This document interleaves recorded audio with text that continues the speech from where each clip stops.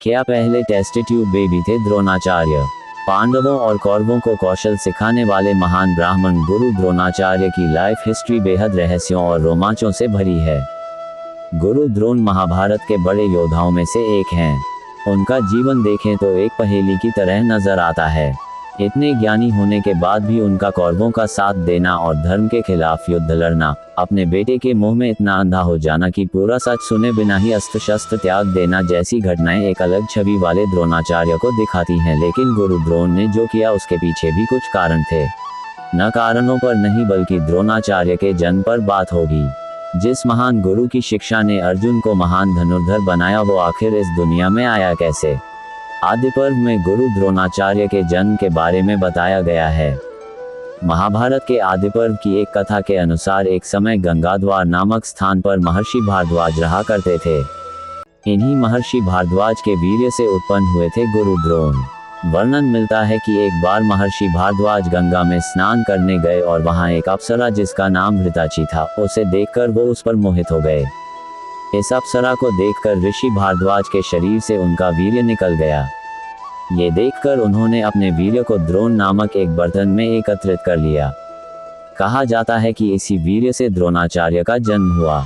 वर्तमान में test tube baby का कॉन्सेप्ट भी कुछ इसी प्रकार का है, जहां शरीर से बाहर प्रिजर्व किए हुए अंडाणु और शुक्राणु से फर्टिलाइज्ड एग तैयार किया जाता है, जिसे महिला के शरीर में ट्रांसप्लांट कर एक नए जीवन को जन्म दिया जाता है।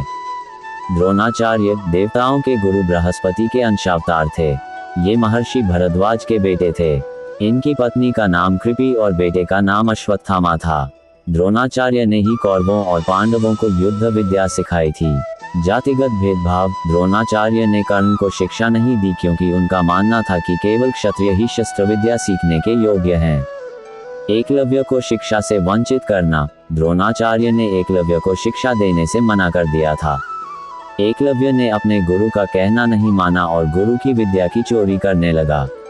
अपने पुत्र और शिष्य के प्रति आसक्ति द्रोणाचार्य ने अपने पुत्र अश्वत्थामा को सर्वश्रेष्ठ ज्ञान नहीं दिया। द्रोणाचार्य ने अपना सारा ज्ञान अपने बेटे को नहीं दिया। अपमान का बदला लेना द्रोणाचार्य ने द्रुपद को आधा राज्य लौटा दिया और आधा अपने पास रख लिया। द्रुपद के मन में बदले की भावना आ गई, परंतु गुरु द्रोणाचार्य के अपने मित्र राजा द्रुपद के पास जाने पर राजा द्रुपद ने उनका अपमान किया और महाभारत के युद्ध में एक दूसरे के विपरीत युद्ध करके दुश्मनी का परिचय दिया। द्रोणाचार्य ने कर्ण को शिक्षा क्यों नहीं दी थी? महाभारत के अनुसार गुरु द्रोणाचार्य ने कर्ण को शिक्षा नहीं दी थी क्योंकि वह एक सूत पुत्र थे। द्रोण एक आचार्य ब्राह्मण थे और उनका मानना था कि केवल क्षत्रिय ही शस्त्र विद्या सीखने के योग्य हैं।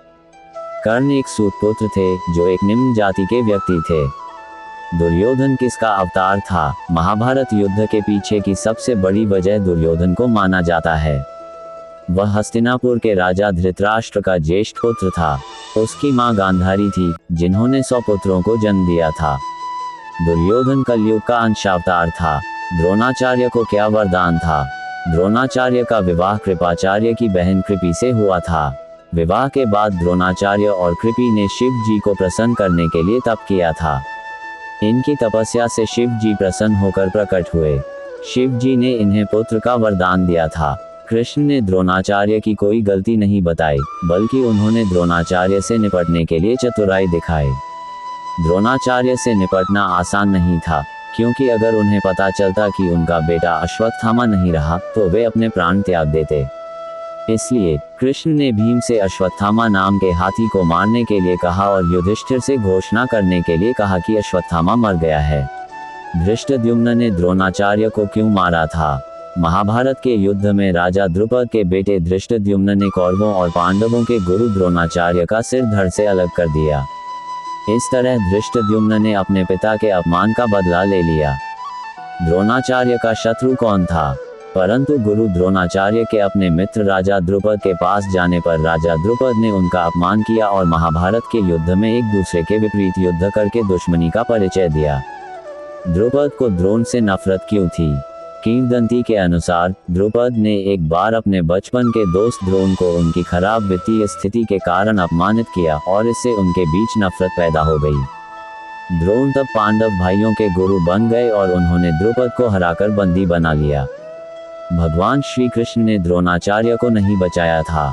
महाभारत के युद्ध में द्रोणाचार्य ने कौरवों की तरफ से लड़ाई लड़ी थी। मेरी यह जानकारी आपको अच्छी लगी हो तो मेरे चैनल को सब्सक्राइब करें, वीडियो को लाइक करें और कमेंट करें। धन्यवाद। राधे राधे।